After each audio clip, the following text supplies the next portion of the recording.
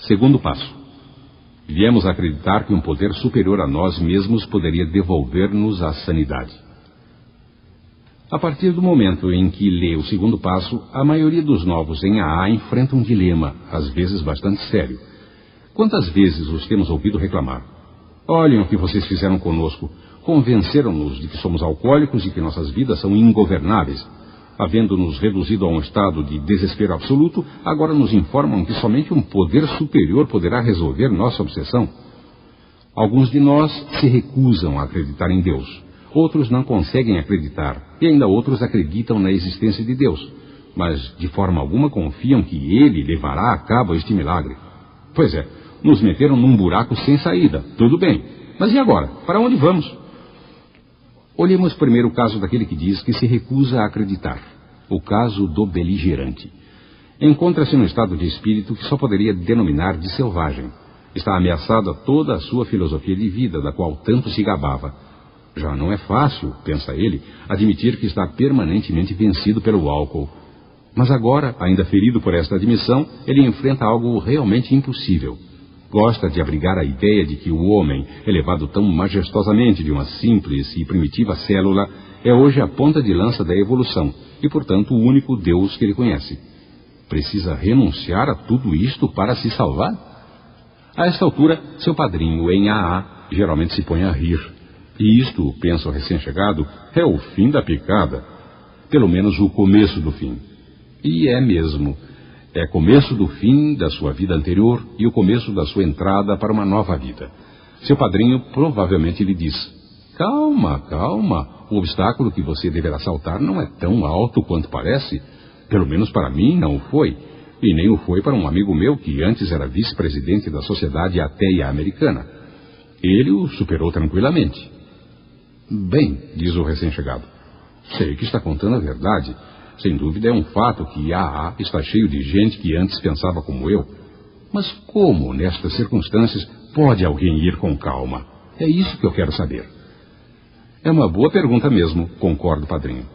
Acho que poderia lhe dizer como se acalmar, e nem terá que se esforçar muito. Faça o favor de escutar estas 3 afirmações. Em primeiro lugar, Alcoólicos Anônimos não exige que você acredite em coisa alguma. Todos os 12 passos são apenas sugestões. Em segundo lugar, para alcançar a sobriedade e para manter-se sóbrio, não é preciso aceitar todo o segundo passo de uma vez. Olhando para o passado, vejo que eu mesmo o aceitei aos pedaços. Em terceiro lugar, a única coisa que você realmente precisa é ter a mente aberta. Portanto, desista dos debates e pare de se incomodar com questões profundas, como, por exemplo, se foi a galinha ou o ovo que surgiu primeiro. Volto a repetir, a única coisa que você precisa é ter a mente aberta. O padrinho continua. Tome, por exemplo, o meu caso. Tive uma educação científica. Logo, respeitava, venerava, até adorava a ciência. Aliás, faço isso até hoje, tudo menos na parte da adoração. Vezes sem conta, meus professores apontavam o princípio básico de todo progresso científico. Procure e pesquise sem descanso, mas sempre com a mente aberta. Quando deparei com AA pela primeira vez, minha reação foi igual à sua. Esse negócio de AA, pensei, é totalmente anticientífico. Isso eu não posso tragar. Simplesmente recuso-me considerar tal bobagem. Então despertei. Tive de admitir que AA mostrava resultados, prodigiosos resultados. Percebi que minha atitude frente a esses resultados havia sido nada científica. Não era AA que tinha a mente fechada. Era eu. A partir do momento em que desisti de argumentar, comecei a ver e a sentir. Nesse instante, o segundo passo, sutil e gradualmente, começou a se infiltrar na minha vida. Não posso dizer a ocasião e a data em que vinha a acreditar num poder superior a mim, mas certamente tenho essa crença agora. Para adquiri-la, bastou-me parar de lutar e praticar o resto do programa de AA com o maior entusiasmo de que dispunha. É claro que isso não passa da opinião de uma pessoa baseada na própria experiência. Preciso assegurar-lhe, desde já, que os membros de AA seguem inúmeros caminhos à procura de fé. Se não interessar aquele que lhe sugerir, certamente descobrirá outro que lhe convirá, se ficar atento. Muitas pessoas como você começaram a resolver o problema pelo método da substituição. Poderá, se quiser, considerar AA em si como sua força superior. Nele se encontra um grande número de pessoas que resolveram seus problemas com o álcool. Nesse sentido, certamente representam um poder superior a você que nem sequer chegou perto de uma solução. Seguramente poderá depositar sua fé neles. Mesmo esse mínimo de fé bastará. Encontrará muitos membros que, desta maneira, atravessaram a barreira inicial. Todos lhe dirão que, uma vez do outro lado, sua fé se ampliou e se aprofundou. Libertados da obsessão pelo álcool, com suas vidas inexplicavelmente transformadas, chegaram a acreditar num poder superior, e a maioria começou a falar em Deus. Consideremos agora a situação daqueles que já tiveram fé e a perderam. Existirão aqueles que se deixaram levar pela indiferença, aqueles que estão cheios de autossuficiência e que se afastaram de uma vez, aqueles que desenvolveram um preconceito contra a religião e aqueles que se encontram em plena rebelião porque Deus não satisfez suas exigências. Poderá a experiência de AA dizer a todos estes que ainda poderão encontrar uma fé que funciona? Às vezes, AA é aceito com maior dificuldade pelos que perderam ou rejeitaram a fé do que pelos que nunca tiveram, pois acham que já experimentaram a fé e não lhes serviu. Experimentaram viver com fé e sem fé, e em vista de que ambas as maneiras os decepcionaram amargamente, concluíram que não havia mais para onde ir. As barreiras da indiferença, da presumida autossuficiência, do preconceito e do desprezo provaram ser com frequência mais sólidas e formidáveis para estas pessoas que qualquer barreira construída pelo agnóstico duvidoso ou pelo ateu militante. A religião afirma que a existência de Deus pode ser comprovada. O agnóstico diz que não pode ser comprovada. E o ateu afirma que tem provas da inexistência de Deus. Evidentemente, o problema daquele que se afasta da fé é de uma confusão profunda. Acha-se desprovido do conforto de qualquer crença. Nem sequer num grau mínimo consegue alcançar a convicção do crente, do agnóstico ou do ateu. O desnorteado é ele. Alguns AAs podem dizer para o indeciso: sim, nós também chegamos a achar graça da nossa fé infantil. O excesso de confiança da juventude era muito para nós.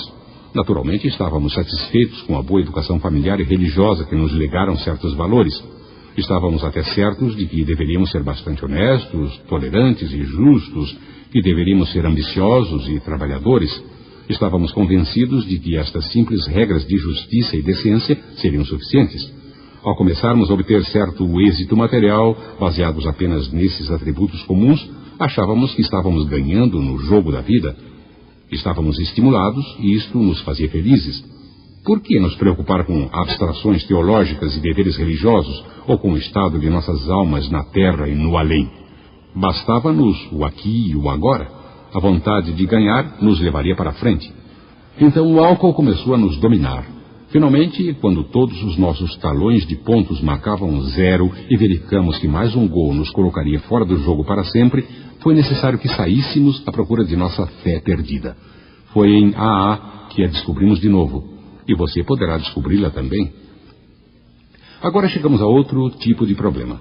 O homem ou a mulher intelectualmente autossuficiente. A estes, muitos membros de AA podem dizer: sim, éramos como vocês, inteligentes demais para o nosso próprio bem. Adorávamos ouvir as pessoas nos chamarem de precoces. Usávamos nossa educação para nos inflar em balões orgulhosos, embora cuidássemos de esconder isso dos outros. Secretamente achávamos que podíamos flutuar acima dos outros, utilizando apenas o poder de nossos cérebros. O progresso científico nos dizia que nada estava além do alcance do homem. A sabedoria era onipotente. O intelecto era capaz de conquistar a natureza.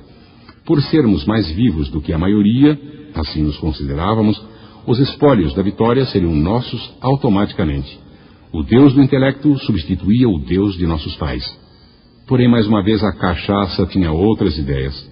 Nós, que tão brilhantemente havíamos vencido sem esforços, nos convertemos nos maiores derrotados de todos os tempos. Vimos que seria necessário reconsiderar, senão morreríamos.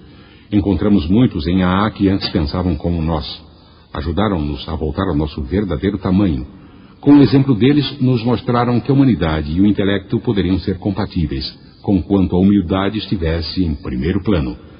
Quando começamos a entender isso, recebemos a dádiva da fé, uma fé que funciona, fé que também está à sua disposição. Um outro grupo de membros de AA diz: estávamos desenganados com a religião e todas as suas obras. A Bíblia, dizíamos, estava cheia de bobagens. Podíamos citar capítulos e versículos, sem contudo conseguir distinguir os beatos dos benditos. Em certas partes, sua moralidade era incrivelmente boa, em outras, má até o impossível. Porém, o que realmente nos decepcionou foi a moralidade dos religiosos. Olhávamos com maligna satisfação para a hipocrisia, os preconceitos e o orgulho opressor com que se vestiam tantos crentes. Como gostávamos de apregoar o fato prejudicial de que milhares de bons homens da religião ainda matavam uns aos outros em nome de Deus. Tudo isso significava, é claro, que havíamos substituído pensamentos positivos por pensamentos negativos. Depois de chegar em AA, tivemos de reconhecer que este defeito havia servido para alimentar nosso ego. Enquanto criticávamos os pecados de algumas pessoas religiosas, podíamos nos sentir superiores a todas elas. Além do mais, podíamos escapar à necessidade de olhar para nossos próprios defeitos. A hipocrisia, justamente o que havíamos condenado com desdém nos outros, era o nosso próprio pecado obstruidor. Esta falsa forma de respeitabilidade foi a nossa desgraça no tocante à fé. Contudo, compelidos ao AA, acabamos por aprender melhor. Como os psiquiatras muitas vezes observaram, o desafio é a característica predominante de muitos alcoólicos. Não é, portanto, de se admirar que muitos de nós tenham passado bastante tempo desafiando o próprio Deus. Às vezes, era porque Deus não nos entregara as coisas boas da vida que encomendáramos, da mesma maneira que uma criança que sempre quer mais faz uma relação sem fim de encomendas para Papai Noel. A maior parte das vezes, contudo, havíamos deparado com uma grande desgraça que, ao nosso ver, nos havia acontecido porque Deus nos havia abandonado. A moça com a qual queríamos casar se interessa por outro. Rezamos a Deus para que ela mudasse de opinião, mas não mudou. Rezamos para ter filhos saudáveis e ganhamos filhos doentes, ou então não conseguimos ter filho algum. Rezamos por melhorias nos negócios e não vieram. Nossos entes queridos, dos quais muito dependíamos, foram levados por atos de Deus. Então nos convertemos em bêbados e rezamos a Deus para que nos salvasse. E nada aconteceu. Essa era a falha mais impiedosa de todas.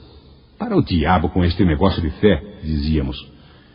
Quando encontramos AA, nos foi revelado o erro de nossa rebeldia. Em nenhum momento havíamos pedido para saber qual seria a vontade de Deus para conosco. Ao contrário, vivíamos dizendo-lhe o que deveria ser. Reconhecemos que nenhum homem poderia acreditar em Deus e desafiá-lo ao mesmo tempo. A crença significava confiança e não o desafio. Em AA, vimos os frutos dessa crença. Homens e mulheres salvos da última catástrofe do álcool. Vimos-los enfrentar e superar suas dores e suas provas. Vimos-los aceitar com calma situações impossíveis, sem o desejo de fugir ou de recriminar. Isto não era apenas fé. Era uma fé que funcionava sob todas as condições. Logo concluímos que, fosse qual fosse o preço da humildade que tivéssemos de pagar, nós o pagaríamos. Agora, tomemos o cara cheio de fé, embora cheirando a álcool. Ele se considera devoto. Suas observâncias religiosas são cuidadosas. Tem certeza de que ainda acredita em Deus, embora suspeite que Deus não acredita nele. Faz promessas e mais promessas para não beber. Após cada uma, não só volta a beber, como também se comporta pior do que antes. Tenta valentemente lutar contra o álcool, implorando pela ajuda de Deus. Mas a ajuda não vem. Então o que se passa com ele? Para os clérigos, os médicos, os amigos e os parentes, o alcoólico bem intencionado que se esforça bastante é um enigma doloroso. Mas, para a maioria dos membros de AA, não o é. Somos muitos os que já fomos como ele e encontramos a chave do enigma. Esta chave tem que vir com a qualidade da fé e não com o volume da prática religiosa. Esse foi o nosso ponto cego. Acreditávamos ser humildes quando não o éramos. Considerávamos haver praticado a sério nossas religiões, conquanto, após uma apreciação honesta, reconhecemos que havíamos sido apenas superficiais. Ou, indo ao outro extremo, havíamos nos banhado no emocionalismo, confundindo este com os verdadeiros sentimentos religiosos. Em ambos os casos, estávamos querendo receber sem dar. A verdade era que não havíamos varrido nossa casa interior para que Deus entrasse em nós e expulsasse a obsessão. Jamais havíamos, no sentido profundo e significativo, nos examinado. Jamais havíamos reparado os danos que havíamos causado aos outros ou dado livremente de nós a qualquer outro ser humano sem pedir algo em troca. Nem sequer havíamos aprendido a rezar de maneira certa. Sempre havíamos dito, concedei-me as coisas que eu desejo, em vez de, seja feita a vossa vontade. Ignorávamos por completo o verdadeiro amor a Deus e ao semelhante. Assim enganamos a nós mesmos e permanecemos incapazes de receber a graça suficiente para nos devolver a sanidade. Pouquíssimos são os alcoólicos ativos que têm consciência do grau de sua maluquice ou, percebendo-a, têm a coragem de enfrentá-la. Alguns estão dispostos a se classificarem de bebedores problema, mas não aceitarão a simples insinuação de que estão mentalmente doentes. São amparados nesta cegueira por um mundo que não compreende a diferença entre o beber racional e o alcoolismo. A sanidade se define como saúde mental. Contudo, em um alcoólico, analisando sobriamente seu comportamento destrutivo, poderia se considerar possuidor de saúde mental, caísse a destruição sobre um objeto ou sobre sua estrutura moral. Portanto, o segundo passo é o ponto de reagrupamento para todos nós. Sejamos agnósticos, ateus ou ex-crentes, podemos nos agrupar neste passo.